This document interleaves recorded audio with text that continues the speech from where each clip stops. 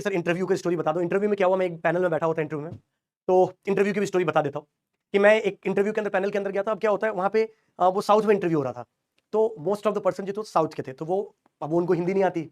तो इंटरव्यू में हमेशा ध्यान रखना, हमेशा इंटरव्यू बोला जाता है ना कि आपको हिंदी आती हिंदी बोलो, इंग्लिश आती इंग्लिश में बोलो, बट जनरली इंटरव्यू ऐसा नहीं होता।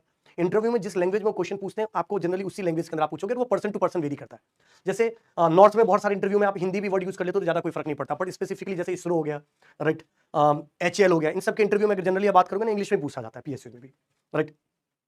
तो मेरे से जब मैं इंटरव्यू में पूछा तो मैं हमेशा जो लिखता था, मतलब जैसे अपनी जो हॉबीज बताता था, वो हॉबीज बताता मैं, रीडिंग रिलीजियस जैसे हमेशा पूछता था मेरे से। तो जैसे मैं इंटरव्यू के अंदर बैठा सबसे पहले, तो पहले एक बंदे ने मेरे से क्वेश्चन पूछा। अब उसने जो क्वेश्चन पूछा ना वो मेरे को आया ही नहीं। और मैं जब तक संभलता, मतलब मेरे को सुनाई नहीं दिया कि उन्होंने क्या पूछा, क्योंकि मैं आया। अब होता है यार, बच्चा एकदम इंटरव्यू के अंदर आया है, तो सबसे पहले थोड़ा बैठा के चिल मारो, पूछो और भाई कैसे हो क्या हो। अब हो सकता है कि उनका किसी का, जो एक बंदा बैठे होते राइट कॉर्नर में बैठे होते, हो सकता है कि उनका कोई मतलब कुछ लड़ाई हुई हो घर पे भाभी से, उनकी वाइफ से, और वो गुस्से में बैठे थे। ऐसे आए, आते ही पहले उन्होंने बम्बार्डमेंट कर दी क्वेश्चन की, और क्वेश्चन इतना धीरे पूछा कि मेरे को सुनाई नहीं दिया कि उन्होंने क्या क्वेश्चन पूछा है, राइट। तो मैं थोड़ा सा घबरा गया।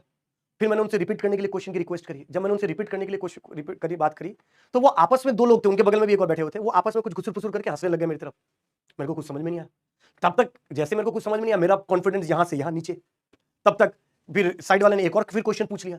अब मैं उनको ही देख रहा था जब तक उसने क्वेश्चन पूछा, और गलती मेरे से ये हो गई कि मैं उसके भी क्वेश्चन को समझ नहीं पाया वो क्या पूछना चाह रहा है। तो मैं फिर जब तक उसकी तरफ देखता उसकी बात ही खत्म हो जाती है। मतलब वो इंग्लिश भी थोड़े ऐसे बोल रहे थे, मैं नहीं समझ पा रहा था इंग्लिश उनकी, और मेरी इंग्लिश इतनी अच्छी भी नहीं थी। तो उन्होंने फिर आपस में गुटर पुटर कुछ किया, और मैं फिर टेंशन में आ गया। फिर समझ में नहीं आया, फिर मैंने उनको रिपीट करने के लिए बोला, फिर वो हंसने लगे। ऐसे मैं कुछ समझ ही नहीं पा रहा था यार, एक इंटरव्यू में क्या हो क्या रहा है, मेरे साथ खेल क्यों रहे ये लोग। तो मैं बहुत ज्यादा टेंशन में आ गया। अब ये बात जो पैनल के जो हेड थे ना, वो उनको समझ में आ गया, और पैनल का जो हेड था वो लगभग रिटायर्ड थे, और लगभग उनकी 60 70 साल की उम्र के आसपास होगी उनकी, राइट। रिटायर्ड थे वो, ऑफिसर थे, और उनको बुलाया गया उस पैनल के हेड के लिए। और सबसे खास बात है, वो जो थे बुजुर्ग आदमी थे, वो नॉर्थ से ही थे, राइट। तो उन्होंने जैसे उनको समझ में आ गया कि यार बच्चे के मजे लिए जा रहे हैं, तो उन्होंने सबको रोके, मेरे से पूछा, अच्छा बेटा बताओ कहाँ से हो।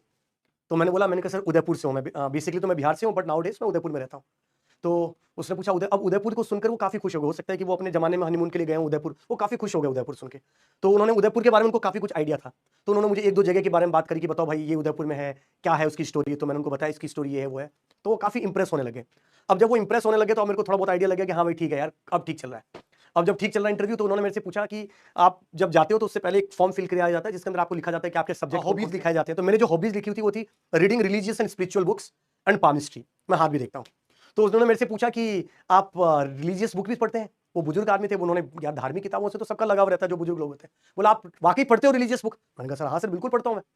तो उन्होंने पूछा कौन कौन सी किताबें पढ़ी, तो मैंने थोड़ा बहुत बता दिया, रामायण महाभारत ये सब जो अपने को पता है, मैंने ये सब बता दिया। बोला अच्छा। फिर बोला आप पामिस्ट्री भी करते हो। मैंने कहा हाँ सर पामिस्ट्री भी करता हूँ। तो उन्होंने बोला अपना हाथ देख के मुझे पूछा कि बताओ भाई खुद सेल्फ पामिस्ट्री करके बताओ, कि आपके हाथ में देख के बताओ कि क्या आपका सिलेक्शन होगा कि नहीं होगा। अब जैसे उसने पूछा मैं घबरा गया एकदम। तो मैंने बोला, मैंने कहा सर सेल्फ पामिस्ट्री नहीं की जाती है, खुद का हाथ नहीं देखा जाता है। तो उन्होंने बोला कि नहीं मैं इंसिस्ट कर रहा हूं, देख के बताओ कि सिलेक्शन होगा कि नहीं होगा। अब यार मैं वही बचपन में 10 रुपए वाली किताबें से तो पामिस्ट्री सुनी थी, पढ़ी थी मैंने, जो रेलवे स्टेशन पे मिलती थी स्टार्टिंग में। तो इतना ज्यादा स्ट्रॉन्ग तो नहीं था मैं, पर हाँ काफी कुछ मेरे को थोड़ा बहुत पता था।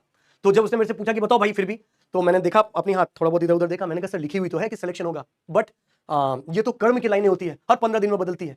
तो यहाँ नहीं तो कहीं और ही सही, कोई और PSU नहीं तो कोई और PSU सही, तो लिखा हुआ तो है कि जॉब लिखी है तेरी जिंदगी में। तो वो हंसने लग गया, बोला कैसे पता किया आपने। तो मैंने उसको थोड़ा बहुत बताया कि ये पर्वत होता है, ये लाइन इसको रिप्रेजेंट करता है, इससे ऐसे योग बनते हैं, ऐसे 4-5 चीजें मैंने उसको बताई।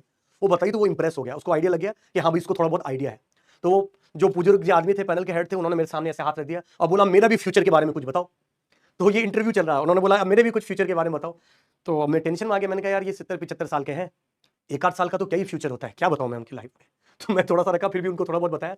और जब सिलेक्शन की बारी आई थी तो मेरा सिलेक्शन उसके अंदर हो गया था, फाइनली PSU के अंदर मैं सेलेक्ट हो गया था।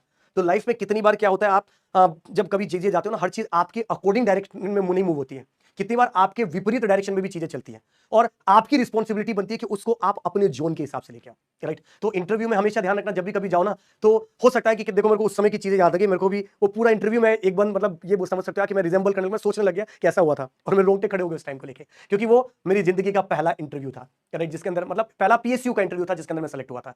तो लाइफ में ध्यान रखना, कभी भी चीजें कुछ समय के लिए हो सकता है कि आपके गिरफ्त से बाहर हो, बट हाँ अगर आप में विल पावर है, अगर आप में ड्राइव करने की कैपेबिलिटी है, अगर आप में कॉन्फिडेंस है, अगर आप पॉजिटिव एटीट्यूड के साथ रहते हो, तो आप हमेशा कहीं ना कहीं जो आपके हाथ से निकल भी रही ना ग्रिप में, उसको आप अपनी ग्रिप में ले सकते हो। और उसके लिए जरूरी है कि लास्ट तक टिके रहना। अगर मैं इतना डिमोटिवेट हो गया था, पर इसका मतलब ये नहीं था कि मैंने बिल्कुल गिव अप ही कर दिया उस समय।